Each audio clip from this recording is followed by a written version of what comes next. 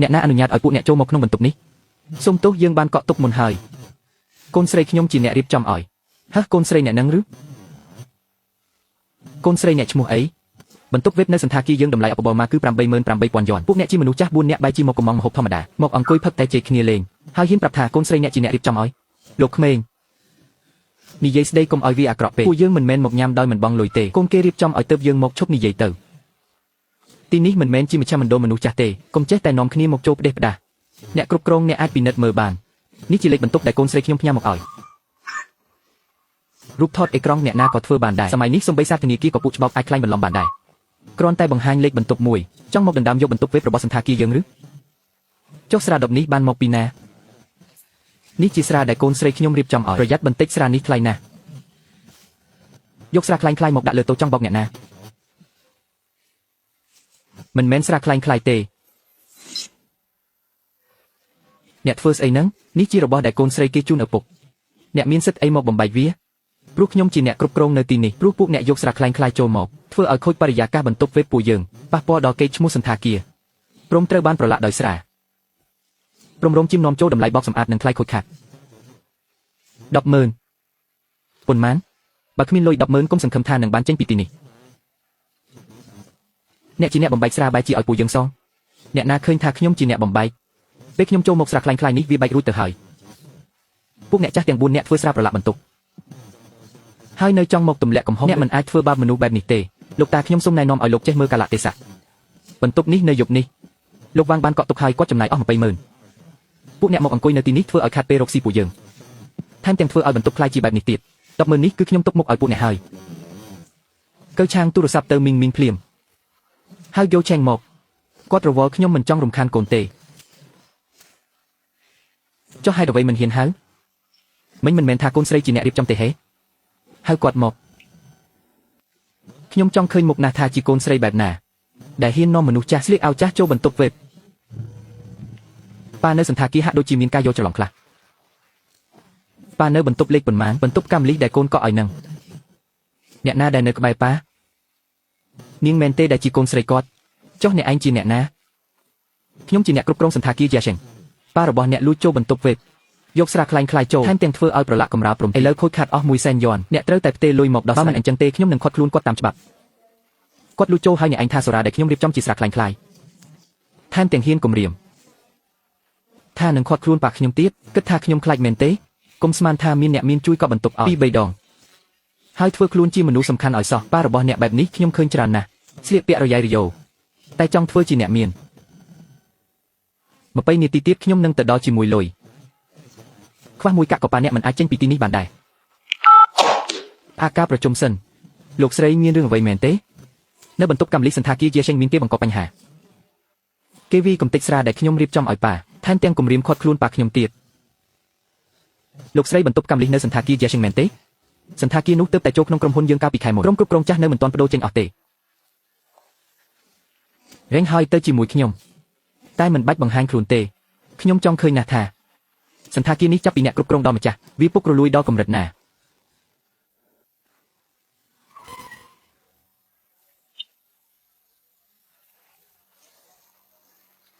សុំទោសតើអ្នកមានការណាត់ទុកសម្រាប់បន្ទប់កម្មលីទេនិយាយថាមានមនុស្សចាស់មួយក្រុមធ្វើឲ្យខូចកម្រាលព្រំតម្លៃអ្នកគ្រប់គ្រងលីថាពួកគេលួចចូលមកតែគាត់មើលទៅមិនមែនជាមនុស្សអាក្រក់ទេកុំនិយាយផ្ដេសផ្ដាសអីអ្នកគ្រប់គ្រងលីថ្មីនេះគាត់បានស្គាល់លោកលីតើអ្នកណាហ៊ានបង្ករឿងជាមួយគាត់លោកលីណាទៅម្ចាស់ដើមលីតាហៃនឹងឯងក្រោយពីក្រុមហ៊ុនធំចូលមកគាត់នៅតែជាអ្នកមើលការខុសត្រូវសន្តាគាររ៉ែ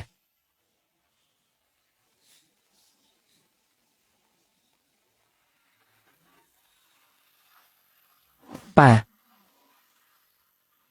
មីងប៉ាធ្វើឲ្យកូនពិបាកចិត្តហើយ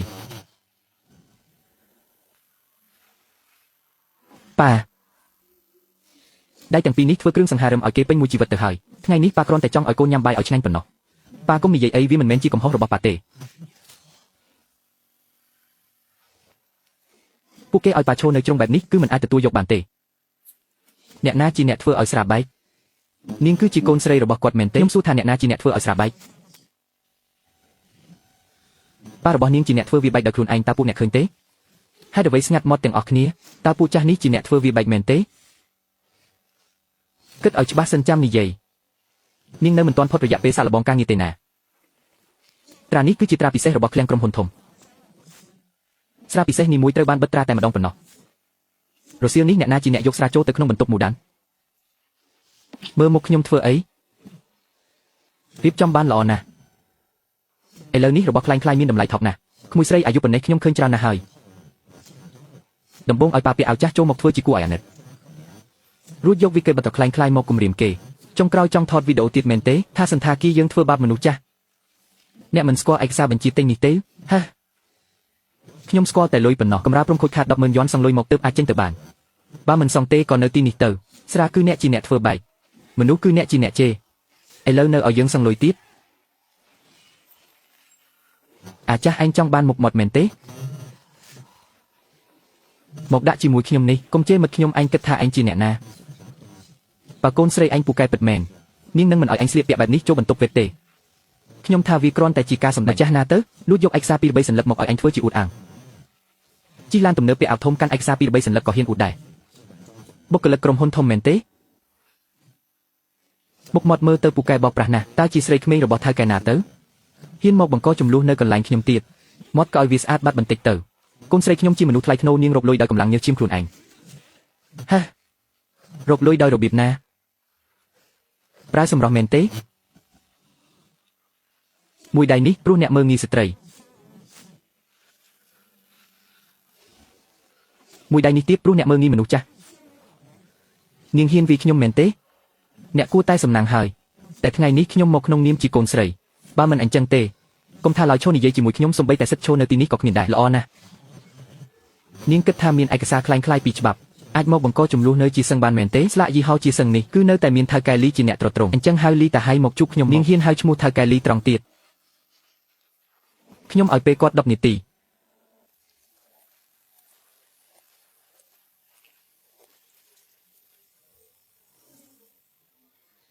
អ្នកណាហ៊ានមកបង្កចំនួននៅកន្លែងរបស់ខ្ញុំ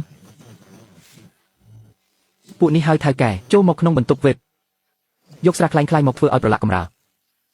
ថែមទាំងវាខ្ញុំទៀតថៅកែលីស្រីម្នាក់នេះពូកែសម្ដែងណាស់ថែមទាំងមានលិខិតបញ្ជាក់ពីការិយាល័យកណ្ដាលទៀតប្រហែលជាមនុស្សចំណិតរបស់ថៅកែណាម្នាក់ហើយអ្នកនាងខ្ញុំជាអ្នកគ្រប់គ្រងសន្តាគារជាសឹងឈ្មោះលីតាហៃរឿងរ៉ាវទាំងអស់ខ្ញុំបានដឹងហើយអ្នកទាំងអស់គ្នាចូលមកប្រើបន្ទប់វេបធ្វើឲ្យខូចខាតទ្រព្យសម្បត្តិសន្តាគារហើយថែមទាំងវីបុគ្គលិកខ្ញុំទៀតឃើញថាមនុស្សចាស់មានវ័យច្រើនខ្ញុំអាចមិនប្រកាន់ទោសពេយបានប៉ុន្តែត្រូវសងសំណងចំនួន100,000 យន់នេះឬវិធីដោះស្រាយបញ្ហារបស់អ្នកបញ្ហាអ្វីមុនដំបូងអ្នកត្រូវដឹងសិនថាពួកយើងជាភ្ញៀវពួកយើងបានកក់បន្ទប់ទុកមុនចុះព័ត៌មានការកក់ណីណាការិយាល័យកណ្ដាលនៃក្រុមហ៊ុនជីសេងបានកក់បន្ទប់មូដាន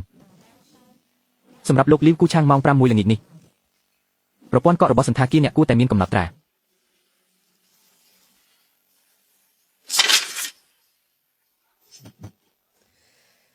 ឥឡូវពួកច្បោកពូកែណាសូម្បីតែទម្រង់ឯកសារការិយាល័យកណ្ដាលក៏ខ្លាញ់បានដែរអ្នកមិនបានពិនិត្យឲ្យច្បាស់ទេ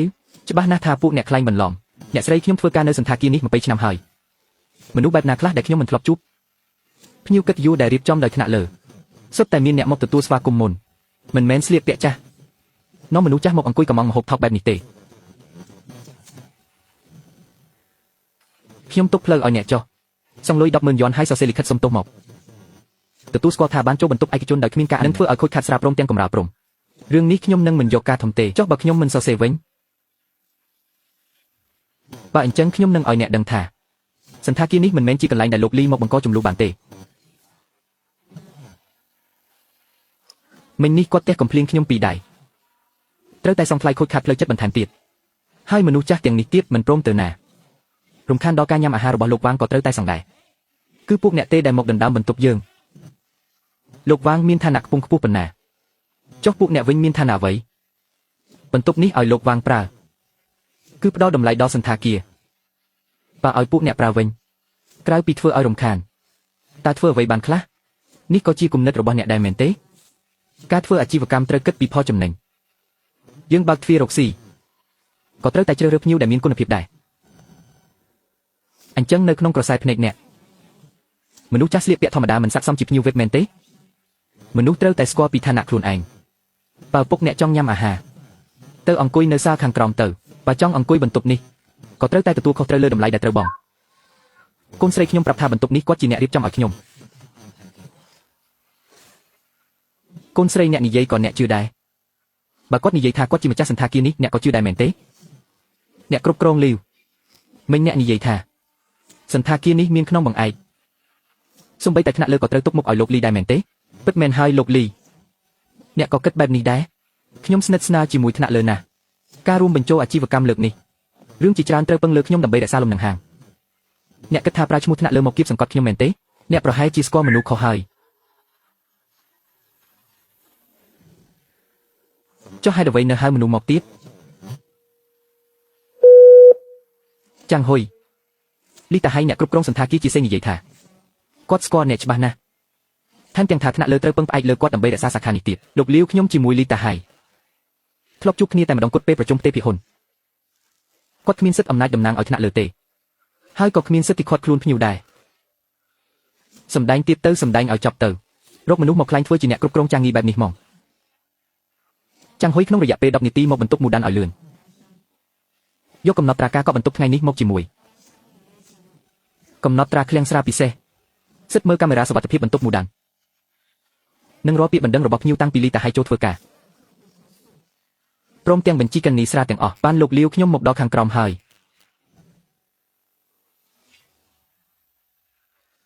ខាងក្រោមមិនក៏គាត់មកដល់ខាងក្រោមអ្នកជានរណាឲ្យពិតប្រាកដ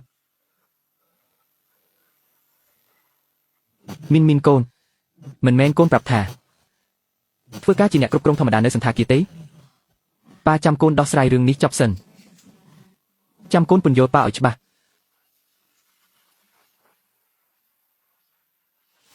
លីតាហៃចាងអ្នកគ្រប់គ្រងចាងលោកយ៉ា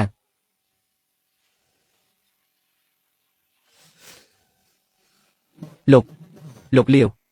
ឥឡូវនេះនិយាយម្ដងទៀតមើលស្រានេះអ្នកណាជាអ្នកបំបែកប៉ារបស់ខ្ញុំអ្នកណាជាអ្នកជេរថ្លៃខូចខាត 10,000 យន់អ្នកណាជាអ្នកទាលោកលាវនេះប្រហែលជាការយកច្រឡំទេការយកច្រឡំការកក់ពីថ្នាក់លើពួកអ្នកថាជាស្រាខ្លាញ់ខ្លាយហើយបំបែកវាពួកអ្នកថាចាស់ជ្រាប្រើស្រាខ្លាញ់ខ្លាយអ្នកគ្រប់គ្រងជេរប្រមាថភ្ញៀវបុគ្គលិកសាកល្បងការងារបង្ខំទារសំណងអ្នកនៅហ៊ានថាជាការយកច្រឡំទៀតលីតាហៃខ្ញុំផ្ដល់ឱកាសឲ្យអ្នកមិនមែនឲ្យអ្នកមកដោះសារទេលោកលាវខ្ញុំទាញវីដេអូកាមេរ៉ាមកបន្ទប់មូដានបានហើយ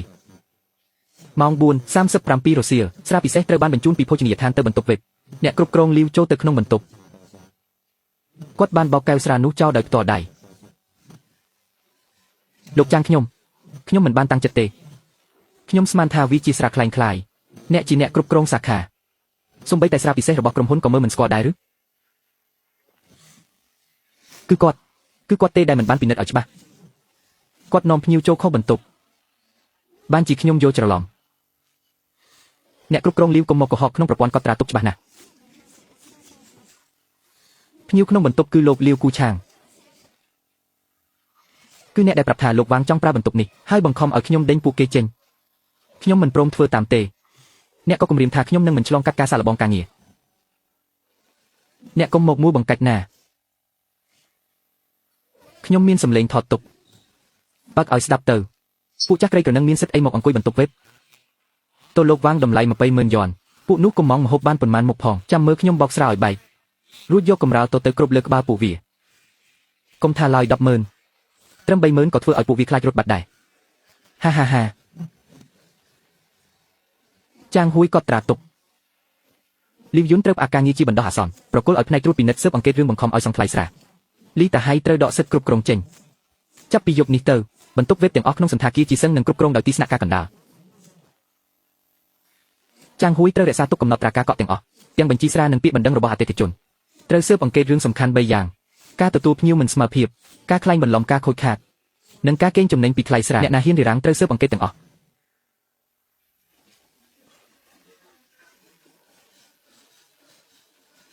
លោកលាវខ្ញុំខុសហើយខ្ញុំពិតជាមិនដឹងថាគាត់ជាឪពុករបស់លោកទេបើខ្ញុំដឹងឲ្យខ្ញុំ100ក្លាហានក៏ខ្ញុំមិនហ៊ានធ្វើដែរអញ្ចឹងមានន័យថាបើគាត់មិនមែនជាឪពុកខ្ញុំអ្នកហ៊ានធ្វើមែនទេអ្វីដែលអ្នកបោកមិនមែនត្រឹមតែស្រាតែអ្នកកំពុងបោកកិត្តិយសឪពុកខ្ញុំតែគាត់ខំសន្សំពេញមួយជីវិតហើយវាក៏ជាកិត្តិយសរបស់សន្តាគារជាឱកាសចុងក្រោយដែលខ្ញុំផ្ដល់ឲ្យអ្នកកូនស្រីប៉ាធ្វើឲ្យកូនខ្មាស់គេមែនទេ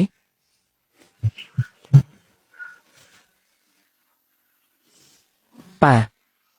អ្នកដែលគួរឲ្យខ្មាស់គេមិនមែនជាប៉ាទេលោកនាយកលាវខ្ញុំដឹងកំហុសហើយសូមលោកមេត្តាលើកលែងឲ្យខ្ញុំម្ដងនេះចុះខ្ញុំមានទាំងចាស់ជ្រាបត្រូវចិញ្ចឹមមានទាំងកូនតូចខ្ញុំបាត់បង់ការងារនេះមិនបានទេពេលដែលអ្នកបង្ខំឲ្យប៉ាខ្ញុំសង្លុយ100000យ៉នមិញនេះតើអ្នកបានគិតទេថាគាត់ក៏មានឪពុកម្ដាយចាស់ជរាដែលត្រូវមើលថែហើយក៏មានកូនស្រីដែលត្រូវបារម្ភពីមុខមាត់ការងារដែរខ្ញុំគ្រាន់តែវង្វេងស្មារតីមួយពេលដែលអ្នកជេរពួកយើងថាជាមនុស្សចាស់ជរាមិនឃើញអ្នកវង្វេងស្មារតីសោះពេលដែលអ្នកបង្ខំឲ្យពួកយើងសរសេរលិខិតសុំទោសក៏មិនឃើញអ្នកវង្វេងស្មារតីដែរលោកនាយកលីស្ដាប់ខ្ញុំបន្តិចសិន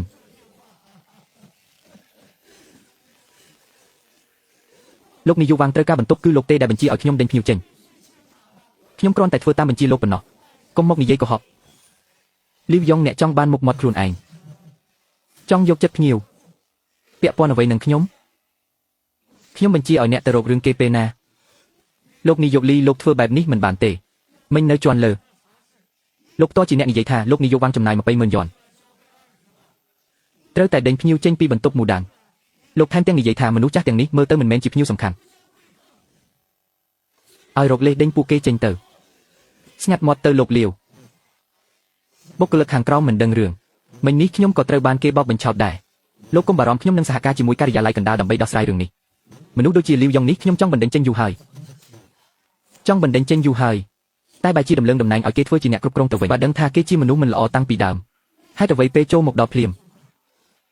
មិនសួរថាមានការកក់បន្ទប់ឬអត់តែបែរជាបង្ខំឲ្យប៉ាខ្ញុំសង្គ្រោះគឺដោយសារស្ថានភាពវាបន្ទាន់ពេកខ្ញុំស្មានថាពួកគេជាភ្ញៀវដែលមកបង្កបញ្ហាអ្នកស្មានសន្តាគារជាសឹងគ្រប់គ្រងដោយប្រើអារម្មណ៍ផ្ទាល់ខ្លួនមែនទេ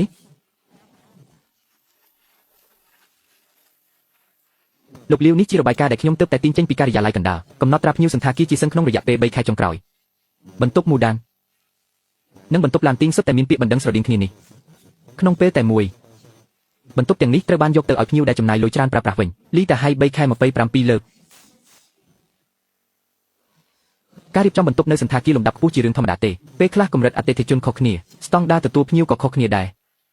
ដូច្នេះហើយបានជាអ្នកចាត់ទុកមនុស្សភ្ញៀវមកពីបរទេសឬអ្នកដែលស្លៀកពាក់ធម្មតាជាភ្ញៀវកម្រិតទាបមែនទេមិនមែនទេខ្ញុំមិនដែលគិតបែបនោះទេលោកលាវក្នុងចំណោមភ្ញៀវដែលត្រូវបានគេបង្ខំឲ្យបដូរបន្ទប់មាន13ករណីដែលត្រូវបង់ថ្លៃសេវាសម្អាតបន្ថែមថ្លៃខូចខាតឈុតតែថ្លៃថែទាំកម្រាលព្រំទឹកប្រាក់ចាប់ពី3000ដល់80000យ៉នហើយកន្នីទទួលលុយមិនមែនជាកន្នីរបស់សន្តាគារទេមែនទេលុយនេះមិនមែនខ្ញុំយកតែម្នាក់ឯងទេលោកលីលោកមិនអាចរុញខ្ញុំឲ្យស្លាប់ម្នាក់ឯងបានទេលោកលីគិតមើលទៅថ្លៃសម្អាតទាំងនោះថ្លៃថែទាំទាំងនោះសុទ្ធតែលោកជាអ្នកបញ្ជាឲ្យខ្ញុំផ្ទេរទៅកន្នីប្អូនជីដូនមួយលោកឯងកុំមកនិយាយផ្ដេសផ្ដាសខ្ញុំនិយាយផ្ដេសផ្ដាសអីមានកន្នីឲ្យកចិននៅទីនេះរាល់ពេលទទួលលុយគាត់ជាអ្នកកត់ត្រាទុកក្នុងប្រព័ន្ធដោយដាក់ថាជាថ្លៃសេវាដំឡើងកម្រិតបន្ទប់របស់ភ្ញៀវលោកហ៊ាននិយាយថាលោកមិនដឹងមែនទេចិនគិតឲ្យច្បាស់ទៅក្រុមហ៊ុនចិញ្ចឹមអញប៉ុន្មានឆ្នាំមកនេះកុំឲ្យមនុស្សឈួតម្នាក់នេះបោកបញ្ឆោតឲ្យសោះលោកលាវខ្ញុំមានឯកសារចម្លងឯងថាអីណាខ្ញុំមានឯកសារចម្លងនៃការទទួលលុយក្រៅផ្លូវការទាំងអស់ចិនកុំខ្លាចអីឲ្យតែអ្វីដែលឯងនិយាយជាការពិតក្រុមហ៊ុននឹងការពារឯងហើយនឹងដោះស្រាយកំហុសរបស់ឯងតាមច្បាប់ដោយពិចារណាលើការសហការរបស់ឯងខ្ញុំខ្លាចគេដាក់កំហុសមកលើខ្ញុំរាល់ការផ្ទេរប្រាក់ខ្ញុំបានព្រិនទុកមួយច្បាប់អ្នកគ្រប់គ្រងលីវតែងតែយកមួយចំណែកប្រធានផ្នែកបន្ទប់និងផ្នែកទទួលភ្ញៀវក៏បានកម្រៃជើងសារដែរមួយចំណែកខ្ញុំបានតែមួយចំណែកប៉ុណ្ណោះលីតាហៃយកទៅដល់7ចំណែកលោកលាវខ្ញុំព្រមសហការខ្ញុំនឹងនិយាយការពិតទាំងអស់លោកលាវលោកនៅក្មេងទើបតែមកកាន់កាប់ក្រុមហ៊ុនប្រហែលជាមិនយល់ពីការគ្រប់គ្រងសន្តាគារទេត្រូវថែរក្សាអតិថិជនត្រូវរត់ការទំនាក់ទំនងតើមួយណាដែលមិនត្រូវការលុយពួកថ្នាក់លើអង្គុយតែក្នុងការិយាល័យមើលរបាយការណ៍ពិតណាស់គេចង់ឃើញតែតួលេខស្អាតតែបើគ្មានមនុស្សដូចខ្ញុំនៅចាំជួយរ៉ាប់រងពីក្រោមទេតើអតិថិជនធំដូចលោកវ៉ាងគេមកទីនេះទេ អីចឹងលោកទទួលស្គាល់ហើយថាលុយទាំងនេះលោកជាអ្នករៀបចំឲ្យគេបងចាំងហ៊ុយគាត់ត្រាទុកគាត់រួចហើយលោកលាវកុំធ្វើអីឲ្យវាហួសហេតុពេកចំណូលសន្តាគារជាសឹងកន្លះឆ្នាំនេះគឺខ្ញុំទេដែលជាអ្នករកមកលោកវាងលោកចៅលោកមឹងសុទ្ធតែជាអតិថិជនរបស់ខ្ញុំបើថ្ងៃនេះលោកដកខ្លួនចេញឡើងសន្តាគារជាសឹងនឹងខាត់បងធ្ងន់ធ្ងរអ្វីដែលជាសឹងត្រូវការគឺចំណូលស្អាតស្អំមិនមែនលុយមិនស្អាតនោះទេស្អាតស្អំការងារស្អាតស្អំវាមិនងាយស្រួលរកស៊ីប៉ុន្មានទេខ្ញុំយល់ថាលោកចង់ជួយឪពុកលោកតែបើលោកនៅតែរឹងតឹងកុំថាឡើយយប់នេះអតិថិជនធំរបស់លោកវាងនឹងដកខ្លួនចេញទាំងអស់ដល់ពេលនោះថ្នាក់លើនឹងស្ដីបន្ទោសក្រុមប្រឹក្សាភិបាលនឹងសួរនាំលោកមុនគេប៉ាទៅវិញទេប៉ាឈប់ញ៉ាំហើយយើងទៅវិញទៅកុំឲ្យប៉ាធ្វើឲ្យកូនខូចការងារប៉ាថ្ងៃនេះប៉ាមិនបានធ្វើឲ្យកូនខូចការងារទេប៉ាកំពុងជួយឲ្យកូនបានឃើញច្បាស់ថាសន្តាគារកូនមានមនុស្សអាក្រក់ប៉ុន្មានអ្នកបន្ទប់ឯកជននឹងគេរៀបចំរួចហើយឬនៅភ្ញៀវខ្ញុំមកដល់ក្រុមហើយលោកលីមានន័យថាម៉េចភ្ញៀវកិត្តិយសខ្ញុំចិត្តមកដល់ហើយហើយអ្វីពួកអ្នកនៅមិនទាន់រៀបចំលោកវាងសុំទោសពិតមែនមានបញ្ហាបន្តិចបន្តួចគឺមានមនុស្សកំពុងកាន់កាប់បន្ទប់នឹងដោះស្រាយឲ្យភ្លាមនេះឯងលោកតាចេះមើលកាលៈទេសៈខ្លះទៅពួកអ្នកមកញ៉ាំបាយតែខ្ញុំមកនិយាយជំនួញបើធ្វើឲ្យខូចការខ្ញុំពួកអ្នកសងមិនរួចទេចុះអ្នកឯងជានរណាបានជាហ៊ាននិយាយថាពួកយើងមិនសមខ្ញុំហ៊ាននិយាយព្រោះយប់នេះខ្ញុំចំណាយលុយ30,000 យ៉ននៅទីនេះចុះពួកអ្នកចំណាយប៉ុន្មាននាងម្នាក់នេះនិយាយស្ដីមិនសមរម្យសោះយប់នេះខ្ញុំអញ្ជើញភ្ញៀវមកពីគម្រោងខាងលិចក្រុងកុំឲ្យខូចការខ្ញុំឲ្យសោះអ្នកសងគេមិនរួចទេលោកវាងឆឹងយីក្រុមហ៊ុនសំណង់ឆឹងយីកាន់កាប់គម្រោងតុបតែងពាក់កណ្ដាលនៅហៃឆឹងសឹកតែត្រូវយកទំនិញពីខ្ញុំលោកលាវក្រុមហ៊ុនសំណង់ឆឹងយីស្ថិតក្នុងបញ្ជីអ្នកផ្គត់ផ្គង់សម្រាប់គម្រោងកែមអហាងថ្មីអ្នកណែនាំគឺលោកអនុប្រធានហ៊ឺលោកលាវលោកវាងមិនត្រឹមតែជាអតិថិជនធំរបស់សន្តាគារទេថែមទាំងជាអ្នកផ្គត់ផ្គង់គម្រោងថ្មីរបស់យើងទៀតយើងធ្វើការជាមួយគ្នាជារឿយមិនចាំបាច់ខូចចិត្តនឹងរឿងយល់ច្រឡំបន្តិចបន្តួចទេលោកលាវនេះគឺជាថ្នាក់ដឹកនាំមកពីការិយាល័យកណ្ដាលអូលោកលាវនេះឯងពិតជាក្មេងហើយមានសមត្ថភាពនេះទុកមុខឲ្យខ្ញុំបន្តិចទៅថ្លៃអាហារទៅនេះខ្ញុំជាអ្នកចេញហើយខ្ញុំនឹងជូនស្រាល្អពី10ដល់លោកឪពុកអ្នកទុកបន្ទប់នេះឲ្យគេទៅដើម្បីឲ្យល្អមើលទាំងអស់គ្នាលោកវាងទើបតែនិយាយថាអញ្ជើញអ្នករកស៊ីនៅតំបន់ខាងលិចវាជាការជួបជុំជំនួញធម្មតាប្រើបន្ទប់វេបរបស់សន្តាគារយើងដណ្ដើមយកកន្លែងដែលការិយាល័យកណ្ដាលយកការជួបជុំផ្ទាល់ខ្លួនមកបន្លំជាការងារជំនួញថែមទាំងពាក់ព័ន្ធនឹងអ្នកផ្គត់ផ្គង់ហាងថ្មីរបស់ជាសឹងទៀតលោកវាងតើលោកគិតថាវាធម្មតាទេលោកលាវអាហារអាចញ៉ាំផ្ដេសផ្ដាសបានតែពាក្យសម្ដីមិនអាចនិយាយផ្ដេសផ្ដាសបានទេពិនិត្យកំណត់ត្រាការចំណាយរបស់វាងឆឹងយីនៅជាសឹងក្នុងរយៈពេលកន្លះឆ្នាំរួមទាំងទំនាក់ទំនងជាមួយគម្រោងកែមអហាងថ្មីផងពិនិត្យខ្ញុំឬលោកលាវគិតឲ្យច្បាស់ទៅឥឡូវនេះសម្ភារៈបានដឹកចូលពាក់កណ្ដាលហើយលោកគ្រាន់តែនិយាយមួយម៉ាត់ឲ្យពិនិត្យខ្ញុំបើពន្យាពេលតើអ្នកណាជាអ្នកទទួលខុសត្រូវពិតមែនហើយលោកលាវគម្រោងកែមអហាងថ្មីគឺជាគម្រោងសំខាន់របស់ក្រុមប្រឹក្សាភិបាលពួកអ្នកចេះជួយដាស់តឿនគ្នាទៅវិញទៅមកល្អណាស់លោកលាវមានន័យថាម៉េចបើកំណត់ត្រាត្រួតពិនិត្យបណ្ដោះអាសន្នរបស់ផ្នែកលទ្ធកម្មមកលោកលាវតើលោកចង់និយាយពីឯកសារការពីម្សិលមិញមែនទេការត្រួតពិនិត្យសម្ភារៈកែមអហាងថ្មីរបស់ជាសឹងលទ្ធផលបឋមការពីម្សិលមិញបន្ទះការពីសម្លេង3ក្រុមមិនបានតាមស្តង់ដាររបាយការណ៍កម្រិតការពីភ្លើងមានការសង្ស័យអ្នកផ្គត់ផ្គង់គឺក្រុមហ៊ុនសំណង់ឆឹងយីកុហករបាយការណ៍របស់យើងសុទ្ធតែត្រឹមត្រូវទាំងអស់ដូច្នេះហើយបានជាយប់នេះលោកអញ្ជើញសមាគមពាណិជ្ជករតំបន់ខាងលិចដើម្បីធ្វើការជួបជុំធម្មតាចង់ត្រៀមខ្លួនទុកមុនពេលត្រួតពិនិត្យឡើងវិញលោកលីកុំធ្វើអីឆេវឆាវពេកអីលោកដឹងទេថាអ្នកនៅពីក្រោយខ្ញុំជានរណាពាក្យនេះលីតាហៃក៏ទើបតែនិយាយមិនដែរលីតាហៃគ្រាន់តែជាម្ចាស់សន្តាគារម្នាក់ប៉ុណ្ណោះខ្ញុំមិនដូចគាត់ទេបើលោកប៉ះពាល់ខ្សែសង្វាក់ផ្គត់ផ្គង់របស់ខ្ញុំគឺប៉ះពាល់ដល់ផលប្រយោជន៍មនុស្សជាច្រើនថ្ងៃនេះឪពុកលោកត្រូវគេមើលងាយបន្តិចបន្តួចខ្ញុំនឹងសងជាលុយជូនតែបើលោកធ្វើរឿងនេះឲ្យធំតំណែងជាអ្នកគ្រប់គ្រងរបស់លោកប្រហែលជាមិនអាចរក្សាបានយូរទេតំណែងរបស់កូនស្រីខ្ញុំមិនមែនបានមកពីពួកលោកទេលោកចាស់លោកដឹងអីខ្ញុំមិនដឹងរឿងរកស៊ីរបស់ពួកលោកទេតែខ្ញុំដឹងរឿងមួយធ្វើការមិនអាចកេងប្រវ័ញ្ចគុណភាពធ្វើជាមនុស្សមិនអាចកេងប្រវ័ញ្ចមនសិការថ្ងៃនេះពួកលោកហ៊ានបំបែកដប់ស្រា ហើយមកទម្លាក់កំហុសលើខ្ញុំថ្ងៃស្អែកពួកលោកក៏ហ៊ានយកសម្ភារៈអន់ទៅដាក់ក្នុងជញ្ជាំងសន្តាគារហើយទម្លាក់កំហុសឲ្យអ្នកដទៃអាចារ្យឲ្យលោកជានរណាហ៊ានមកបង្រៀនខ្ញុំរកស៊ីគាត់ជាឪពុករបស់ខ្ញុំហើយក៏ជាភ្ញៀវកិត្តិយសបំផុតនៅសន្តាគារថ្ងៃនេះដែរល្អបើលោកលីមិនឲ្យមុខមាត់ខ្ញុំអញ្ចឹងខ្ញុំក៏មិនញ៉ាំបាយនេះដែរលោកលីលោកចោលការកំងទាំងអស់ហើយឈប់ទទួលការរៀបចំពិធីរបស់ក្រុមហ៊ុននេះបញ្ឈប់ការប្រើប្រាស់សម្ភារៈសំណង់ថ្មីជាបន្ទាន់ជូនដំណឹងទៅផ្នែកលទ្ធកម្មដាក់ឈ្មោះក្រុមហ៊ុននេះចូលក្នុងបញ្ជីខ្មៅហើយរកអ្នកផ្គត់ផ្គង់ថ្មីជំនួសភ្លាមយកទេអញហ៊ានមែនទេមិញមិនមែនអញចង់ឈប់ធ្វើការទេហេលោកលីកុំឆេវឆាវអីគម្រោងសន្តាគារថ្មីបានផ្សព្វផ្សាយអស់ហើយយឺតមួយថ្ងៃគឺខាត់បងធំណាស់បើបើកដំណើរការដោយប្រើសម្ភារៈអន់ដល់ពេលមានបញ្ហាតើខាត់បងត្រឹមតែមួយថ្ងៃមែនទេចាប់ពីបន្ទប់រហូតដល់ខ្សែសង្វាក់ផ្គត់ផ្គង់ចាប់ពីអ្នកគ្រប់គ្រងរហូតដល់ម្ចាស់ចាប់ពីអតិថិជនរហូតដល់អ្នកលក់សម្ភារៈពួកលោកមិនមែនភ្លេចខ្លួនមួយពេលទេតែពួកលោកកំពុងធ្វើរឿងទុច្ចរិតរួមថ្ងៃនេះអ្នកណាហ៊ានចេញមុខអ្នកនោះនឹងត្រូវចូលបញ្ជីខ្មៅដោយខ្លួនឯងលោកលីវលោកស្មានថាត្រឹមនិយាយប៉ុន្មានម៉ាត់អាចកំណត់លទ្ធផលត្រួតពិនិត្យបានមែនទេលទ្ធផលចុងក្រោយមិនទាន់តើលោកមានសិទ្ធិអ្វីមកចោទថាសម្ភារៈរបស់ខ្ញុំមានបញ្ហាព្រោះខ្ញុំមានរបាយការណ៍ត្រួតពិនិត្យផ្លូវការនៅទីនេះលោកចៅនេះគឺជាផ្នែកត្រួតពិនិត្យគម្រោងរបស់ក្រុមហ៊ុនបន្ទះការពារសម្លេងទាំង3កញ្ចប់របស់ក្រុមហ៊ុនចឹងយេមិនមានគុណភាពតាមស្តង់ដារការពារភ្លើងទេគ្រឿងតុបតែងឈើក្នុងបន្ទប់ហាងថ្មីគឺសុទ្ធតែជាទំនិញអង្គគុណភាពពួកលោកហេតុអ្វីបានជាដឹងលឿនម្ល៉េះព្រោះលោកលីវបានបញ្ជាឲ្យយើងស៊ើបអង្កេតការកែលម្អហាងថ្មីតាំងពីកន្លះខែមុនមកម្ល៉េះមានន័យថាលោកស៊ើបអង្កេតយូរហើយមែនទេផ្អាកកិច្ចសហការជាមួយក្រុមហ៊ុនចឹងយេទាំងអស់សម្ភារៈទាំងអស់ត្រូវត្រួតពិនិត្យឡើងវិញបើមិនមានគុណភាពនឹងត្រូវទទួលខុសត្រូវតាមកិច្ចសន្យាកុំសង្ឃឹមថានឹងគេចផុតឲ្យសោះលោកលីវយើងអាចនិយាយគ្នាបានបើសម្ភារៈមានបញ្ហាខ្ញុំនឹងដូរឲ្យដោយឥតគិតថ្លៃយប់មិញខ្ញុំនិយាយមិនសមរម្យខ្ញុំសូមទោសលោកពុកការមិញខ្ញុំនិយាយខុសហើយសូមកុំប្រកាន់អីខ្ញុំសូមទោសលោកពុកតើបានទេការសូមទោសមិនមែនជាល្បែងថ្លៃទេពួកលោកក៏ដូចគ្នាលោកលីវថ្ងៃនេះលោកធ្វើរឿងនេះដាច់ខាតពេកហើយក្រុមប្រឹក្សាភិបាលប្រហែលជាមិនគ្រប់គ្រងលោកទេការរួមបញ្ចូលក្រុមហ៊ុនចាសឹងទើបតែបញ្ចប់លោកបញ្ឈប់ការងារត្រង់ទ្រីធំបែបនេះមិនមែនជាការកែសម្រួលនេះគឺជាការបំផ្លាញអាជីវកម្ម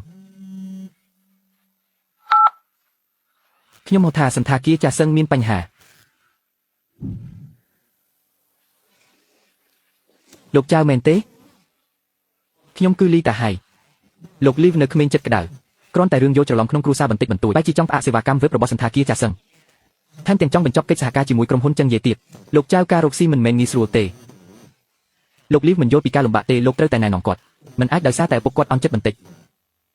ហើយបំផ្លាញការងារទាំងអស់ចោលបែបនេះទេលោកលីតាហៃលោកចៅលោកដឹងទេថាហេតុអ្វីបានជាខ្ញុំយល់ព្រមឲ្យមីនទទួលយកអាហារដ្ឋានចាសឹងកាលពីកន្លះឆ្នាំមុនចំណូលរបស់ក្រុមហ៊ុនយើងមើលទៅល្អតែប្រាក់ចំណេញបែរជាធ្លាក់ចុះខ្លាំងមីនបានដឹកនាំក្រុមការងារស៊ើបអង្កេតអស់3ខែទើបរកឃើញបញ្ហាក្នុងបញ្ជីការស៊ីសំណូកពីអ្នកផ្គត់ផ្គង់និងការកេងប្រវ័ញ្ចផ្សេង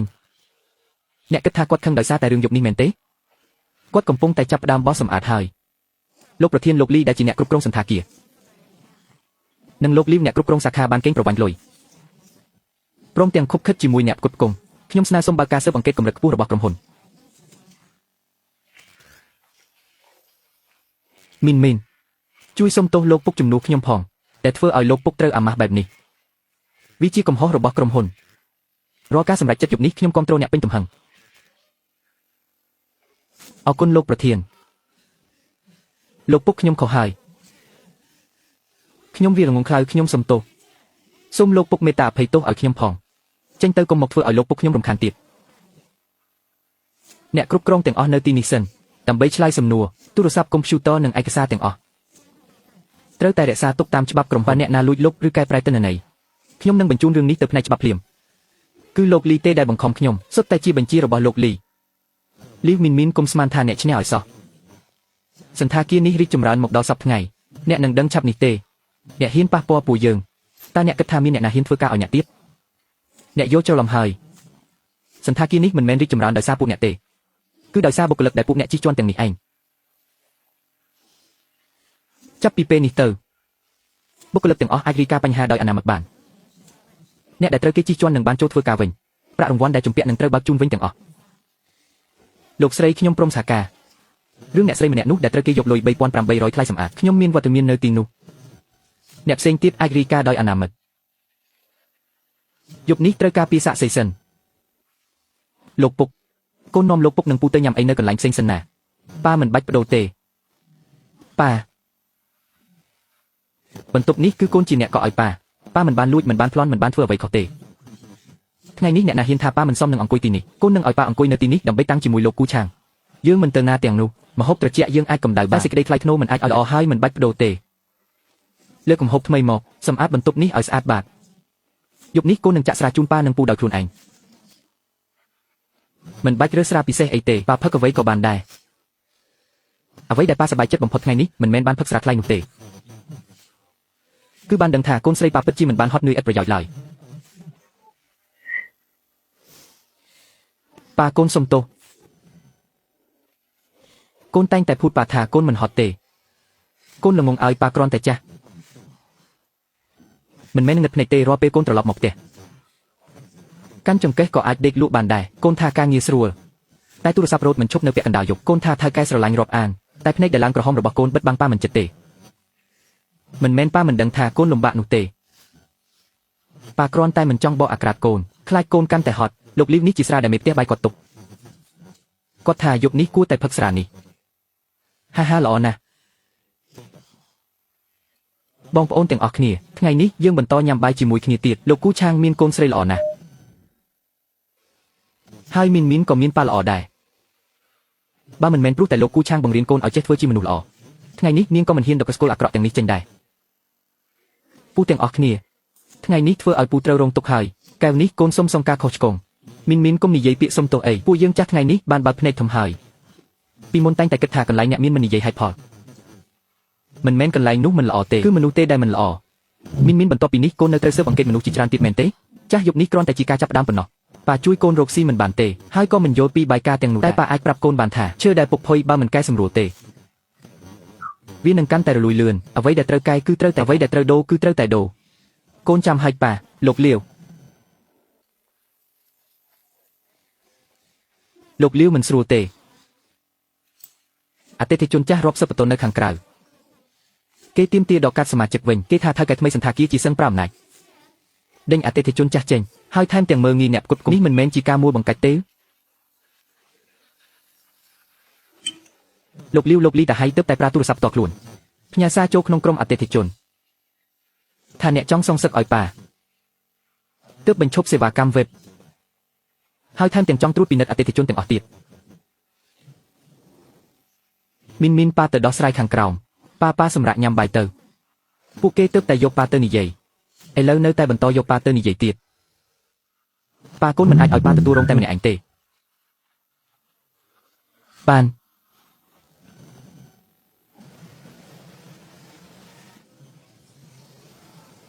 សន្តាគារជីសឹងឥឡូវពិតជាខ្លាំងមែនថៅកែថ្មីចូលកាន់តំណែងថ្ងៃដំបូងក៏ចាត់ទុកអតិថិជនចាស់ដូចជាចោរយើងចំណាយលុយរាប់សែនរាល់ឆ្នាំមិនស្មើនឹងតាដែលស្លៀកអាវចាស់ម្នាក់នោះផងសំបីលោកលីក៏ត្រូវពួកគេនាំទៅសួរចម្លើយតើអ្នកណាហ៊ានមកញ៉ាំបាយទៀតលោកលាវមកដល់ហើយអ្នកទាំងអស់គ្នាសួរគាត់ផ្ទាល់ទៅយប់នេះគឺគាត់ម្នាក់ឯងតែបញ្ឈប់សេវាកម្ម web ហើយថែមទាំងចង់ពិនិត្យយើងទាំងអស់គ្នាទៀតទៅមុខទៀតអ្នកណាហ៊ានមកញ៉ាំបាយនៅជីសឹងទៀតមកញ៉ាំបាយសោះត្រូវមកទទួលការសួរចម្លើយលោកលាវយើងមកដើម្បីចំណាយលុយមិនមែនមកឲ្យគេសួរចម្លើយក្នុងសន្តាគារអ្នកមានបញ្ហាហើយអ្វីត្រូវមកពាក់ព័ន្ធនឹងអតិថិជនការលោកលីនៅយើងញ៉ាំបាយផឹកស៊ីយ៉ាងសប្បាយអ្នកមកដល់ភ្លាមពិនិត្យនេះពិនិត្យនោះតើអ្នកស្អប់ខ្ពើមពួកយើងជាអតិថិជនចាស់មែនទេសម្រាប់អតិថិជនដែលមកញ៉ាំបាយធម្មតានៅយប់នេះសន្តាគារជីសឹងនឹងមិនត្រួតពិនិត្យឡើយថែមទាំងមានសំណងជូនទៀតផងប្រើឈ្មោះសន្តាគារដើម្បីរៀបចំពិធីជប់លៀងคล้ายៗ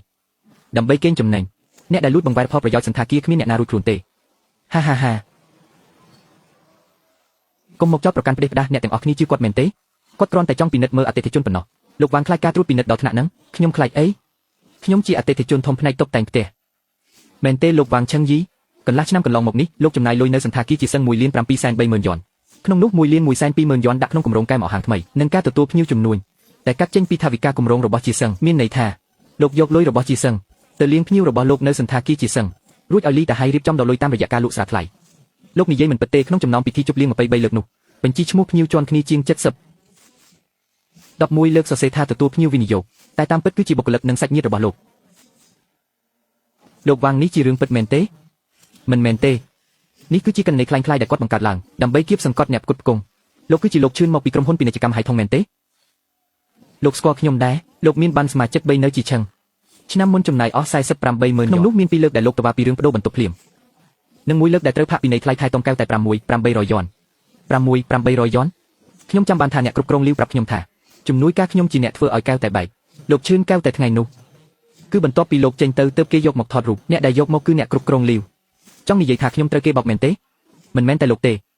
លោកចៅកាលពីខែមុននៅបន្ទប់ឡានទីងលោកត្រូវគេផាកថ្លៃលៀងកម្រាលព្រំ32,000 យ៉នកាមេរ៉ាសុវត្ថិភាពបង្ហាញថាស្រាក្រហមកំពុងរៀបចំតុអ្នកដែលរុញបុគ្គលិកគឺអ្នកគ្រប់គ្រងលាវបានជាថ្ងៃនោះគេមិនឲ្យខ្ញុំមើលកាមេរ៉ាកុំឲ្យគាត់បង្វែររឿងគាត់គ្រាន់តែចង់រុញកំហុសទាំងអស់ទៅលើលីតាហៃនិងអ្នកគ្រប់គ្រងលាវវ៉ាងឆឹងយីលោកប្រញាប់ធ្វើអីខ្ញុំកំពុងនិយាយជំនួសអ្នកទាំងអស់គ្នាលោកមិនមែននិយាយជំនួសអ្នកណាទេលោកកំពុងខ្លាចថាអតិថិជនទាំងនេះនឹងដឹងការពិតខ្ញុំក៏ត្រូវបានអ្នកនឹងលោកលីតាហៃប្រើជាឧបករណ៍ដែរអ្នកត្រូវតែប្រកាសគម្រោងសងសំណងដល់អតិថិជនទាំងអស់ដែលត្រូវបានគេកាត់លុយខាត់បងនិងថ្លៃសេវាសម្អាតដោយមិនសមរួមទាំងអ្នកដែលត្រូវគេកាត់ថ្លៃថែទាំខុសច្បាប់ក្រោយពីផ្ទៀងផ្ទាត់រួចត្រូវសងត្រឡប់វិញ3ដងសន្តាគារជាសេងនឹងបើកច្រកទៀងទាត់កន្នីសម្រាប់អតិថិជនរាល់កន្នីទាំងអស់អាចស្នើសុំពិនិត្យឡើងវិញបានលោកស្រីលាវបើលោកស្រីធ្វើបានដូចមាត់និយាយខ្ញុំនឹងមិនដកកាត់ចេញទេថែមទាំងជួយណែនាំអតិថិជនថ្មីឲ្យទៀតលុយ32,000របស់ខ្ញុំបើពិនិត្យលោកលីដាហៃគុំសង្ឃឹមថារួចខ្លួនអ្នកណាអនុញ្ញាតឲ្យអ្នកប្រកាសបញ្ជីអតិថិជននេះជាការសម្ងាត់អាជីវកម្មណាបើហ៊ានធ្វើក៏កុំខ្លាចគេដឹងសំណងអតិថិជនសងត្រឡប់3ដងស្រួលណាស់តើលុយនេះយកពីណាទៅសងចុងក្រោយក៏ក្រុមហ៊ុនជាអ្នកចេញលុយដដែលយើងនឹងដកហូតលុយពីអ្នកដែលធ្វើខុសចំណែកខ្វះខាតសន្តាគារជាសេងនឹងចេញមុខសមុនរួចចាំទាពីអ្នកទទួលខុសត្រូវវិញអ្នកគិតថាទាបានមែនទេក្រុមហ៊ុនថៃតំរបស់លោកលីជៀនឆ្នាំមុនបានចុះកិច្ចសន្យាជាមួយជាសេងហើយលីជៀនគឺជាប្អូនជីដូនមួយរបស់អ្នកចុះកិច្ចសន្យាឲ្យប្អូនខ្លួនឯងថែមទាំងយកលុយអតិថិជនទៅដាក់ក្នុងហោប៉ៅទៀតលោកលីជំនួយរបស់អ្នករកចំណេញបានច្រើនជាងសន្តាគារទៅទៀតលោកស្រីលាវមីនអ្នកគួរតែពន្យល់រឿងនេះសិនទៅវីដេអូនេះត្រូវបានកាត់ឈុតជេរប្រមាថនិងឆ្លុះប្រកែកគ្នាពីមុនត្រូវបានលុបចោលនេះហើយជាវិធីដោះស្រាយរបស់ថៅកែជាសេងមិនស៊ើបអង្កេតមិននិយាយស្ដីដល់ពេលឃើញមុខគឺវីតែម្ដងអ្នកគ្រប់គ្រងបែបនេះថ្ងៃនេះវីលោកអ្នកគ្រប់គ្រងលាវថ្ងៃក្រោយប្រហែលជាវីអតិថិជនទៀតគឺគាត់ជាកូនស្រីខ្ញុំមុនហាលោកពុកអ្នកគឺជាឪពុករបស់គាត់ពិតជាត្រូវតែការពារគាត់ហើយប៉ុន្តែវីដេអូមិនចេះកុហកទេលោកស្រីលាវពិតជាបានវីខ្ញុំមែនលោកស្រីលាវពិតជាបានវីខ្ញុំមែនខ្ញុំទទួលស្គាល់ថាខ្ញុំមានអាកប្បកិរិយាមិនល្អប៉ុន្តែគាត់មិនគួរប្រើហិង្សាបែបនេះទេនេះគឺជាការពិតលោកលាវអ្នកចង់បានផូស្តាងមែនទេនេះហើយជាផូស្តាងការិយាល័យកណ្ដាលចង់ស៊ើបអង្កេតខ្ញុំមិនថាអ្វីទេប៉ុន្តែរឿងដែលលោកវីគេនេះត្រូវតែមានការទទួលខុសត្រូវចំពោះបុគ្គលិកទាំងអស់បើវីដេអូនេះបែកឃ្លីទៅក្រៅគេនឹងឃើញតែលោកលាវវីគេប៉ុណ្ណោះគេមិនឃើញទេថាអ្នកគ្រប់គ្រងលាវជាប្រមាថយ៉ាងមែនហើយលោកលាវតើលោកមិនសាកល្បងសុំទោសអ្នកគ្រប់គ្រងលាវសិនទេចាំនិយាយរឿងកែសម្រួលតាមអ្នកគ្រប់គ្រងខ្លួនឯងមិនគោរពច្បាប់តើមានសិទ្ធិអ្វីទៅស៊ើបអង្កេតអ្នកដទៃវាជាកំហុសរបស់ប៉ាដែលគ្មានសមត្ថភាពប៉ាគួរតែខាត់កូនប៉ាមិនអីទេ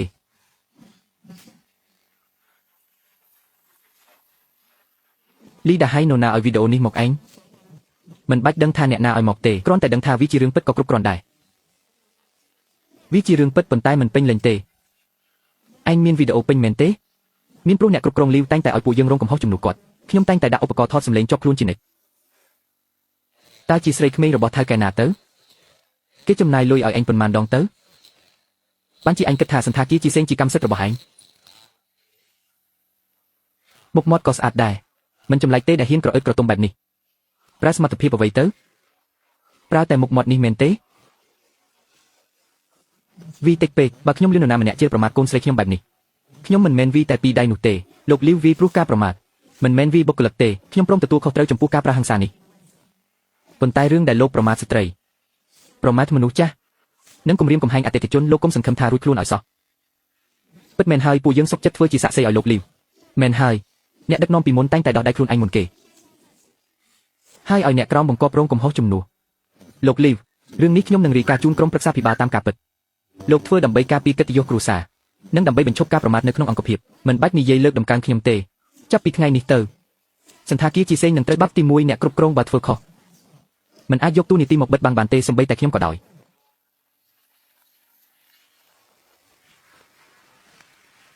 គ្រប់គ្រាន់ហើយពួកអ្នកឥឡូវចេះតែអែបអបគាត់ស្មានថាគាត់អាចការពារពួកអ្នកបានមួយជីវិតមែនទេបើគ្មានខ្ញុំជួយទ្រសន្តាគារជាសេងនេះស្អែកឡើងអតិថិជនរត់អស់ហើយសូម្បីតែប្រាក់ខែក៏ពួកអ្នកបើកមិនចេញដែរអ្នកពិតជាគិតថាខ្លួនឯងជាឆ្អឹងខ្នងរបស់ជាសេងមែនណាខ្ញុំនិយាយមែនបើគ្មានអតិថិជនរបស់ខ្ញុំសន្តាគារជាសេងនឹងខាត់បងក្នុងរយៈពេលកន្លះឆ្នាំតើអ្នកទាំងអស់គ្នានៅបន្តធ្វើការនៅជាសេងព្រោះតែលីតាហៃឬព្រោះតែជាសេងមានកណេច្បាស់លាស់មានសេវាកម្មយុទ្ធធម៌និងសំណងសំរុំខ្ញុំរកស៊ី20ឆ្នាំមកហើយស្អប់បំផុតពេលគេមើលងាយថាខ្ញុំល្ងងបើពួកអ្នកកែសម្រួលពិតប្រាកដមែនខ្ញុំអាចសហការបន្តទៀតលោកវាងលោកមិនទាន់ទៅបានទេខ្ញុំនៅមានការងារត្រូវធ្វើកញ្ចប់វេចខ្ចប់បន្ទះការពារសម្លេងពីក្រុមហ៊ុនឆឹងយីមិនដូចនឹងគុណភាពបន្ទះខាងក្នុងទេ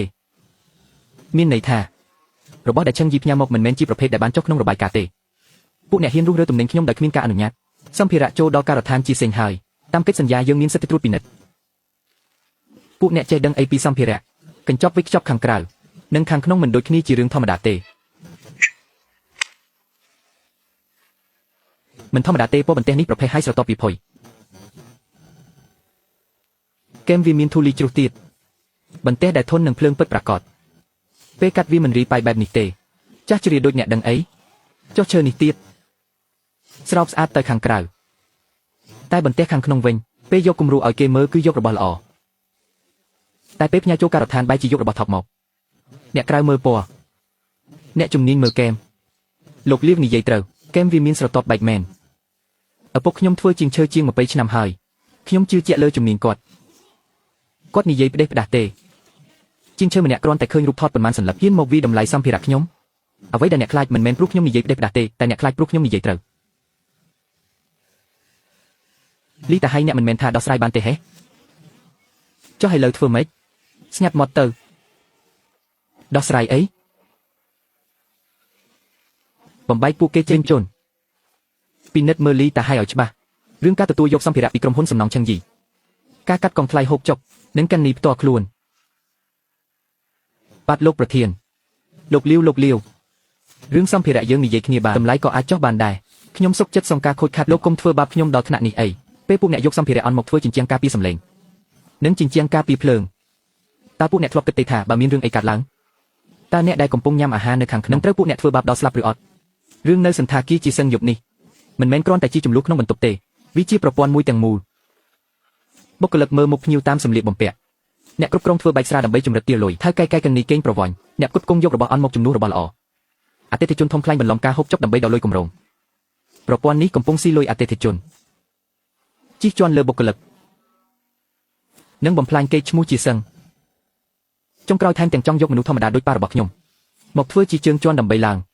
ជូនដំណឹងទៅការិយាល័យកណ្ដាលសន្តាគារជាសឹងត្រូវកែតម្រង់ជាបន្ទាន់យប់នេះមិនមែនត្រួតពិនិត្យតែមួយកន្លែងទេគ្រប់សាខាត្រូវរក្សាទុកកំណត់ត្រាអតិថិជនកន្លះឆ្នាំចុងក្រោយកំណត់ត្រាខូចខាតនិងកំណត់ត្រាការហូបចុករបស់អ្នកផ្គត់ផ្គង់ស្រាមុនម៉ោង 8 ព្រឹកស្អែកខ្ញុំចង់បានបញ្ជីឈ្មោះក្រុមទី1បាទ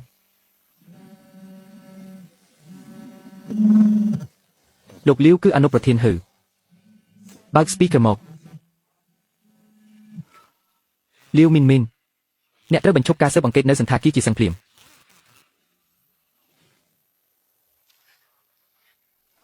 អនុប្រធានហឺជានរណាគឺចិនដុងជាអនុប្រធានប្រតិបត្តិការរបស់ក្រុមហ៊ុនផ្នែកអាហារដែលទើបតែរួមបញ្ចូលគ្នាតាមឡើយគាត់ក៏ចង់គ្រប់គ្រងដែរលោកអនុប្រធានព័ត៌មានលោកលឿនមែនលោកធ្វើរឿងធំដល់ថ្នាក់នេះខ្ញុំមិនដឹងក៏ពិបាកដែររឿងអាហារពេលល្ងាចរបស់ឪពុកលោកផ្អាកសន្តាគារ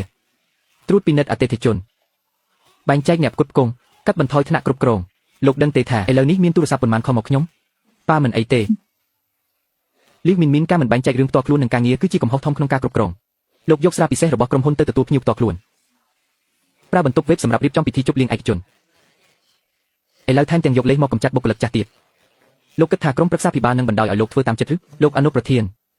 ថ្លៃបន្ទប់របស់ឪពុកលោកលីវគឺបានទូទាត់តាមកនីផ្ទាល់ខ្លួនរួចហើយឯស្រាពិសេសនោះក៏បានឆ្លងកាត់ការអនុម័តពីប្រធានក្រុមប្រឹក្សាភិបាលដែរចាងហ៊ុយកុំមកនិយាយជំនួសគាត់ស្រាពិសេសគឺស្រាពិសេសឪពុកបុគ្គលិកធម្មតាអាចផឹកបានទេភ្ញៀវធម្មតាអាចផឹកបានទេលីវមីនខ្លួនឯងជាអ្នកតាំងច្បាប់តែបែរជាបំពានច្បាប់ខ្លួនឯងមុនគេនៅមានមុខទៅពិនិត្យឲ្យអ្នកដទៃទៀត លោកអនុប្រធានដែលលោកប្រញាប់កំណត់ថាវាជាពិធីជប់លៀងឯកជនព្រោះខ្លាចខ្ញុំស៊ើបអង្កេតបន្តឬខ្លាចលីតាហៃទ្រាំមិនបានហើយទម្លាយរឿងលោកលីវមីនលោកនៅក្មេងអាចមានចិត្តក្តៅតែមិនអាចចេះតែខំគេផ្ដេសផ្ដាស់ទេខ្ញុំផ្ដល់ឱកាសឲ្យលោកម្ដងចុងក្រោយរឿងសន្តាគារចាសេងបញ្ចប់ត្រឹមអ្នកគ្រប់គ្រងលីវទៅឲ្យលីតាហៃឈប់ធ្វើការកែតម្រូវទៅព្រឹកស្អែកក្នុងកិច្ចប្រជុំក្រុមប្រឹក្សាភិបាលខ្ញុំនឹងពន្យល់ជំនួសលោកថាវាជាការបាត់បង់ការគ្រប់គ្រងអារម្មណ៍ពន្យល់ជំនួសខ្ញុំឲ្យតែលោកឈប់ត្រឹមយប់នេះខ្ញុំនៅអាចរក្សាមុខមាត់ឲ្យលោកបានបើមិនដូច្នេះទេរឿងដែលត្រូវពិភាក្សានៅថ្ងៃស្អែកមិនមែនជារឿងកែតម្រូវសន្តាគារទេតែជារឿងដែលលោកមានសមត្ថភាពគ្រប់គ្រងផ្នែកអាហារដែរឬអត់លោកអ្នកដឹកនាំអ្នកដែលត្រូវគេធ្វើបាបយប់នេះគឺពួកយើងដែលជាបុគ្គលិកចាស់ស្រាដែលកូនស្រីខ្ញុំរៀបចំឲ្យក៏ត្រូវគេបោកចោលពួកយើងជាអ្នករងគ្រោះហើយអ្វីលោកមិនសួរថាអ្នកខុសគឺជានរណាសួរកូនស្រីខ្ញុំសិនទៅថាមានសិទ្ធិអ្វីមកពីនិតលោកធ្វើជាអ្នកដឹកនាំបែបណាទៅហាលោកលាវលោកចាស់ជាងខ្ញុំគោរពលោកតែការគ្រប់គ្រងក្រុមហ៊ុនមិនមែនជារឿងក្នុងគ្រួសារទេបើមិនដឹងរឿងកុំមកជ្រៀតជ្រែកលោកហ៊ឺចិនដងលោកអាចសង្ស័យលើការគ្រប់គ្រងរបស់ខ្ញុំបានតែលោកគ្មានសិទ្ធិមកមើលងាយប៉ារបស់ខ្ញុំទេលាវមីនលោកកំពុងគៀបសង្កត់អនុប្រធានក្រុមហ៊ុនមិនមែនគៀបសង្កត់ជីវិតទេគឺជូនដំណឹងឲ្យដកលោកអនុប្រធានចេញពីសន្តាគារជាសិនដកសិទ្ធិពីក្រុមការងារស៊ើបអង្កេតពិសេសបាទលោកហ៊ានទេចុះហេតុអ្វីខ្ញុំមិនហ៊ានគម្រោងកែតម្រង់សន្តាគារជាសិនក្រុមប្រឹក្សាភិបាលបានតែងតាំងខ្ញុំជាអ្នកទទួលខុសត្រូវទី1រាល់អ្នកគ្រប់គ្រងណាដែលមានផលប្រយោជន៍ពាក់ព័ន្ធនឹងហាងឬអ្នកផ្គត់ផ្គង់ដែលកំពុងត្រូវស៊ើបអង្កេតសុទ្ធតែត្រូវដកខ្លួនចេញទាំងអស់ល្អណាស់ចង់ស៊ើបមែនទេបើចង់ស៊ើបក៏ស៊ើបទៅស្អែកម៉ោង 8 ព្រឹកប្រជុំក្រុមប្រឹក្សាភិបាលចាំមើលថាអ្នកនឹងពន្យល់រឿងរ៉ាវយប់នេះយ៉ាងម៉េច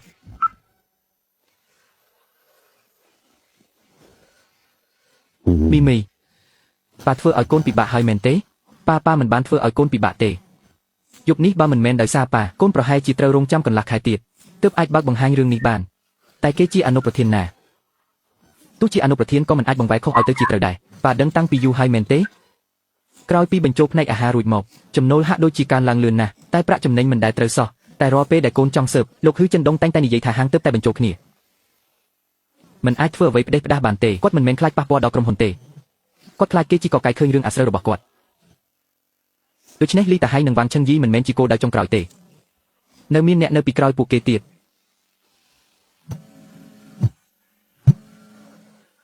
លោកស្រីលាវខាងការិយាល័យក្រុមប្រឹក្សាភិបាលមានចលនាហើយលោកហ៊ឺចិនដងកំពុងតាក់ទងពេញជាមួយសមាជិកក្រុមប្រឹក្សាចង់បដូរការប្រជុំព្រឹកស្អែកទៅជាការប្រជុំសួរដេញដល់អ្នកវិញឥឡូវផូស្តាងអាចចំអល់ទៅលីតាហៃនិងវ៉ាងឆឹងយីបានតែនៅមិនទាន់អាចប៉ះពាល់ដល់លោកហ៊ឺចិនដងបានទេពួកគេកាន់តែប្រញាប់មានន័យថាយើងកាន់តែខិតជិតដល់ការពិតហើយចាប់ផ្ដើមចុះលោកក្រុមប្រឹក្សាភិបាលទាំងអស់គ្នាកាលពីយប់មិញលោកស្រីលីវមីនបានផ្ទុះកំហឹងដោយសាររឿងឪពុកហើយបានប្រះហិង្សាលើអ្នកគ្រប់គ្រងហាងបណ្ដាលឲ្យផ្អាកការងារអ្នកគ្រប់គ្រងសន្តាគារផ្អាកការទទួលភ្ញៀវវេបនិងផ្អាកកិច្ចសហការជាមួយអ្នកផ្គត់ផ្គង់ធ្វើឲ្យអតិថិជនជាច្រើនមានការភ័យខ្លាចនេះជារូបភាពក្នុងក្រុមអតិថិជនកាលពីយប់មិញពួកគេជាច្រើនបានស្នើសុំដល់ការនឹងលុបចោលការកក់តុអាហារក្រុមហ៊ុនយើងទើបតែបញ្ចប់ការកែតម្រង់មិនអាចទ្រាំនឹងរឿងបែបនេះបានទេលោកស្រីលីវតាពិតជាបានប្រះហិង្សាលើគេមែនទេពិតមែនបើលោកស្រីទទួលស្គាល់ហើយអ្នកគ្រប់គ្រងបែរជាមកបំពេញច្បាប់ខ្លួនឯងតើឲ្យបុគ្គលិកក្រមបង្គាប់គោរពយ៉ាងម៉េចខ្ញុំសូមស្នើឲ្យផ្អាកតួនាទីលោកស្រីលីវមីនជាបណ្ដោះអាសន្នហើយឲ្យខ្ញុំជាអ្នកគ្រប់គ្រងកែតម្រង់វិញលោកនាយកហ៊ឺលោកត្រៀមខ្លួនបានល្អណាស់ខ្ញុំធ្វើដើម្បីផលប្រយោជន៍ក្រុមហ៊ុនសម្លេងថតពេញលេងការពីយប់មិញនិងរបាយការណ៍ពិនិត្យឡើងវិញលើការសងសំណងអតិថិជនខ្ញុំបានផ្ញើជូនក្រុមប្រឹក្សាភិបាលរួចហើយបើខ្ញុំខុសខ្ញុំនឹងទទួលខុសត្រូវប៉ុន្តែរឿងដែលត្រូវស៊ើបអង្កេតអ្នកក៏ត្រូវតែធ្វើឲ្យដល់ទីបញ្ចប់ដែរចុះរឿងកំណត់ត្រាការហៅទូរស័ព្ទរវាងការិយាល័យលោកហ៊ឺជាមួយលីតាហៃនិងវ៉ាងឆឹងយីនោះ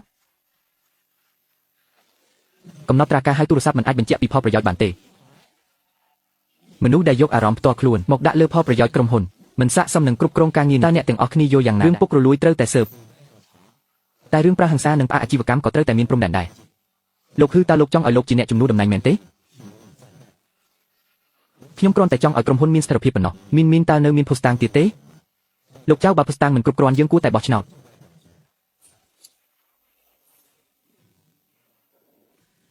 ចាំបន្តិចប៉ាលោកចៅសូមពិនិត្យមើលរបស់នេះសិនសឹមសម្រាប់ចិត្តមីន ហើយត្រឹមប្រអប់ឈើចាស់មួយក៏ចង់ត្រឡប់មកវិញដែរឬនេះគឺជារបស់ដែលរកឃើញក្នុងទូដាក់ស្រាពេលដែលយើងបិទការិយាល័យលីវយ៉ុងកាលពីយប់មិញ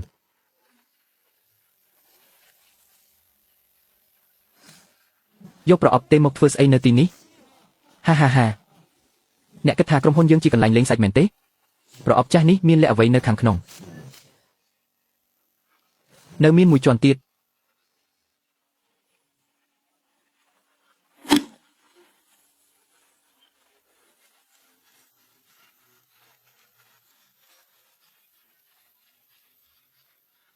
នេះប្រហែលជាភស្តុតាងសំខាន់ហើយ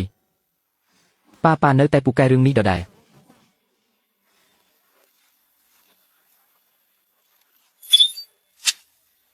អូយ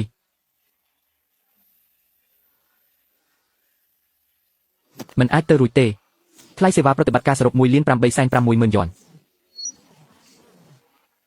លុយទាំងអស់ត្រូវបានផ្ទេរទៅក្រុមហ៊ុនក្មួយប្រុសអ្នកក្រុមហ៊ុននឹងជារបស់ក្មួយខ្ញុំចុះវាពាក់ព័ន្ធអីនឹងខ្ញុំអ្នកយកសាច់ញាតិមកធ្វើរឿងបែបនេះមិនអស់សំណើចទេលោកនាយកកុំបារម្ភអីបញ្ជីសម្ភារៈរបស់លោកបានខ្ញុំនឹងកែសម្រួលវាឲ្យបើការិយាល័យកណ្ដាលមកពិនិត្យខ្ញុំនឹងទម្លាក់កំហុសទៅលើអតិថិជនវិញស្រីក្មេងម្នាក់គ្មានបទពិសោធន៍មិនសមនឹងអង្គុយតំណែងនេះទេចាំមើលពេលនាងធ្លាក់ពីតំណែងក្រុមហ៊ុននេះនឹងក្លាយជារបស់យើងទាំងស្រុងសុទ្ធតែជារឿងកុហកទាំងអស់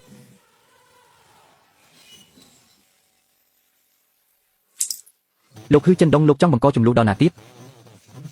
អ្នកទាំងអស់គ្នាកុំភ្លេចឲ្យសោះតើអ្នកណាជាអ្នកសាងក្រុមហ៊ុននេះឡើងមកលាវមីនទើបតែមកដល់បានប៉ុន្មាននាងដឹងអីពីការងារជាក់ស្ដែងនាងយល់ពីអតិថិជនទេនាងយល់ពីខ្សែសង្វាក់ផ្គត់ផ្គង់ទេនាងឡើងតំណែងដោយសារអ្វីដោយសារក្រុមប្រឹក្សាភិបាលគាំទ្រដោយសារការកែតម្រង់ចិត្តគំនិតដោយសារតែចេះនិយាយផ្អែមល្ហែមតែអតិថិជនចាស់ទាំងនោះគឺខ្ញុំនឹងលីតាហៃជាអ្នកខំប្រឹងរកមកហាងទាំងនោះគឺខ្ញុំជាអ្នករត់ការដោយផ្ទាល់ចុះអ្នកគិតថាអតិថិជនដែលខំរកមកអាចឲ្យអ្នកកេងប្រវ័ញ្ចបានមែនទេបើគ្មានរឿងមិនប្រក្រតីមុខជំនួញមិនអាចរីកចម្រើនបានទេមិនមែនមុខជំនួញមិនរីកចម្រើនទេគឺដោយសារតែលោភលន់របស់អ្នកផ្ទាល់លទ្ធផលបោះឆ្នោតក្រុមប្រឹក្សាភិបាលលោកចៅសម្រាប់ដកតំណែងលោកហ៊ឺចិនដុងចេញពីអនុប្រធានប្រតិបត្តិប្រកល់រឿងនេះឲ្យផ្នែកត្រួតពិនិត្យស៊ើបអង្កេតបន្តចំណែករឿងលាវមីនត្រូវទទួលការព្រមានតាមវិន័យផ្ទៃក្នុងមួយដងមិនប៉ះពាល់ដល់ការបន្តដឹកនាំកែតម្រង់អាហារដ្ឋានចាស់សឹងទេលោកលាវតើលោកមានមតិអ្វីទេគ្មានទេហាហាអ្នកគិតថាដោះស្រាយខ្ញុំរួចរាល់ហើយមែនទេអាហារដ្ឋានចាស់សឹងធំធេងណាស់មានសាខាច្រើនណាស់តើអ្នកពិនិត្យអស់ដែរឬថ្ងៃនេះអ្នកដកខ្ញុំចេញថ្ងៃស្អែកក៏នឹងមានអ្នកថ្មីមកជំនួសខ្ញុំទៀតនេះហើយជាធម្មជាតិមនុស្សលោកម្ចាស់ទាំងអស់គ្នាខ្ញុំមិនយល់ពីការប្រជុំរបស់លោកទេលោកលាវលោកនិយាយថាឈើមានដង្កូវស៊ីមិនមែនកំហុសឈើនោះទេគឺដោយសារមិនបានរកឃើញទាន់ពេលបើឃើញហើយមិនកែចេញទើបធ្វើឲ្យខូចខាតទាំងមូលយកមិញពួកគេលាក់ប្រអប់នេះយ៉ាងជិតតែបើធ្នេនៅថ្មីគ្រាន់តែស្ទាបក៏ដឹងដែរមនុស្សក៏ដូចគ្នាមាត់និយាយថាដើម្បីក្រុមហ៊ុនតែក្រសែភ្នែកដែលមើលមកអ្នកដទៃរបៀបនិយាយស្ដីនិងវិធីធ្វើការគឺបង្ហាញចេញអស់ហើយលោកទើបតែនិយាយថាធម្មជាតិមនុស្សបែបនេះនោះជារឿងរបស់លោកមិនមែនកូនស្រីខ្ញុំទេតើកូនស្រីខ្ញុំខុសត្រង់ណាខ្ញុំមិនយល់ពីច្បាប់ទម្លាប់តែខ្ញុំដឹងថានាងវីគេកាលពីយប់មិញព្រោះមនុស្សម្នាក់នោះជាប្រមាថខ្លាំងពេកគាត់ពិនិត្យសន្តាគារមិនមែនដើម្បីអាហារមួយពេលទេគាត់ចង់ឲ្យអ្នកដែលមកញ៉ាំអាហារនៅទីនេះមិនថាពាក់អាវធំឬអាវចាស់ក៏មិនចាំបាច់អោនក្បាលមើលខ្លួនឯងថាសមឬមិនសមដែរលោកលាវនិយាយបានល្អណាស់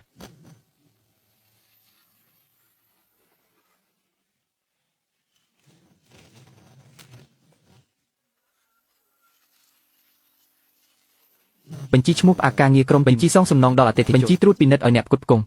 គឺបានផ្ញើចេញអស់ហើយលោកលាវស្ថានភាពវាជ្រៅជាងអ្វីដែលយើងគិតទៅទៀតបើអញ្ចឹងត្រូវជីកកាយឲ្យដល់តែបើពិនិត្យបែបនេះចំណូលរយៈពេលខ្លីនឹងធ្លាក់ចុះជាក់ជាមិនខានលុយតិចបន្តិចតែមនុស្សស្អាតស្អំនឹងមានច្រើនជាងមុន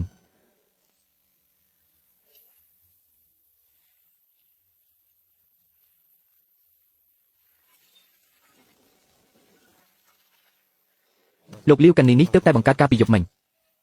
វីដេអូក៏ត្រូវបានកាត់ទុកជាមុនដែរមិនមែនជាការតបភ្លាមទេនេះគឺជាល្បិចរបស់ហ៊ឺចិនដុងលាវមីនពួកគេកំពុងជេរពុកមែនទេកុំមើលអីពុក ពុកមិនខ្លាចទេកុំបារម្ភ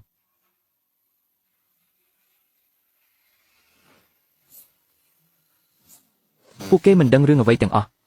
ហេតុអ្វីបានជាពួកគេហ៊ានជាឪពុកបែបនេះដូច្នេះហើយយើងត្រូវតែបញ្ចេញភស្តុតាងទាំងអស់ឲ្យគេឃើញផ្នែកច្បាប់បានត្រៀមរួចរាល់នៅការថតសម្លេងនិងវីដេអូពេញលេញហើយ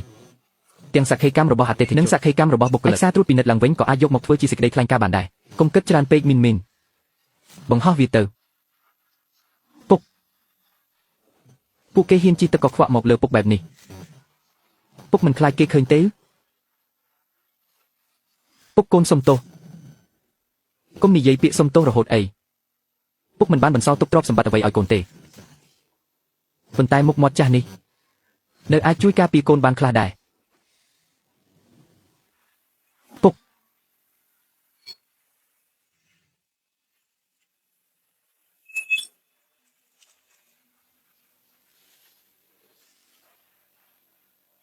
ភោជនីយដ្ឋានជាសឹងសូមស្វាគមន៍អតិថិជនគ្រប់រូបដែលមកញ៉ាំអាហារដោយស្មោះត្រង់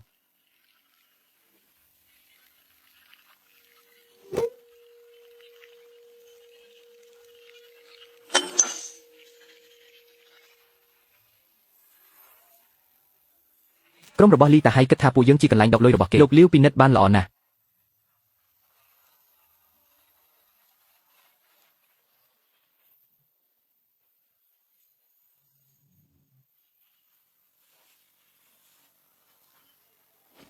ពុក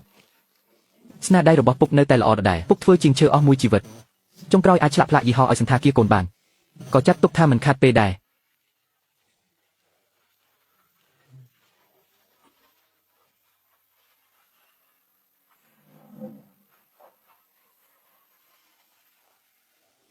ពូលាវមហូបថ្ងៃនេះចុងភៅប្រាប់ថាត្រូវញ៉ាំពេលក្តៅទើបឆ្ងាញ់អរគុណកូនដែលហត់នឿយលើកមុនពេលអង្គុយទីនេះពុកមានអារម្មណ៍មិនស្រួលសោះតែថ្ងៃនេះអង្គុយទីនេះមានអារម្មណ៍ស្ងប់ចិត្តណាស់លើកនេះអ្នកណាដែលចង់មកកេងចំណេញក៏គ្មានកន្លែងឲ្យគេធ្វើដែរពុកថ្ងៃនេះពុកពិសាស្រាទេមិនបាច់ទេថ្ងៃនេះផឹកតែបានហើយស្រាងីនិងស្រវឹងតែអាចអង្គុយភ្លក់បានយូរគូឆាងឥឡូវអ្នកនិយាយស្ដីដូចជាថ្នាក់ដឹកនាំទៅហើយហាខ្ញុំជាថ្នាក់ដឹកនាំឯណាទៅខ្ញុំគ្រាន់តែជាជាងឈើម្នាក់ប៉ុណ្ណោះពុកធ្វើជាជាងឈើក៏ល្អដែរបើមិនមែនព្រោះពុកបង្រៀនកូនថាឈើពុកមិនអាចយកមកប្រើបានទេនោះកូនប្រហែលជាស្ទាក់ស្ទើរមិនខានតែពុកនិយាយត្រូវហើយត្រូវកាត់គឺកាត់ត្រូវដូរគឺដូរលោកលីវការសងសំណងដល់អតិថិជនជុំទី1បានបញ្ចប់ហើយប៉ុន្តែច្រកសម្រាប់បុគ្គលិកដាក់ពាក្យបណ្ដឹងនៅតែបើកដដែលក្រុមប្រឹក្សាភិបាលក៏បានចេញសេចក្តីជូនដំណឹងដែរគម្រោងកែតម្រង់របស់ជីសឹងនឹងត្រូវយកទៅអនុវត្តជាគំរូទូទាំងក្រុមហ៊ុនមីននេះជារឿងល្អណាស់នៅមានរឿងមួយទៀតថ្ងៃនេះថ្ងៃសិទ្ធិអតិថិជនទូទៅមានអ្នកក៏ពេញអស់ហើយមានមនុស្សចាស់ច្រើនណាស់អតិថិជនជាលក្ខណៈគ្រួសារចង់មកមើលស្លាកសញ្ញាដែលបង្ហាញពីភាពស្អាតស្អំនេះស្លាកឈើមួយនឹងមានអីគួរឲ្យមើលទៅ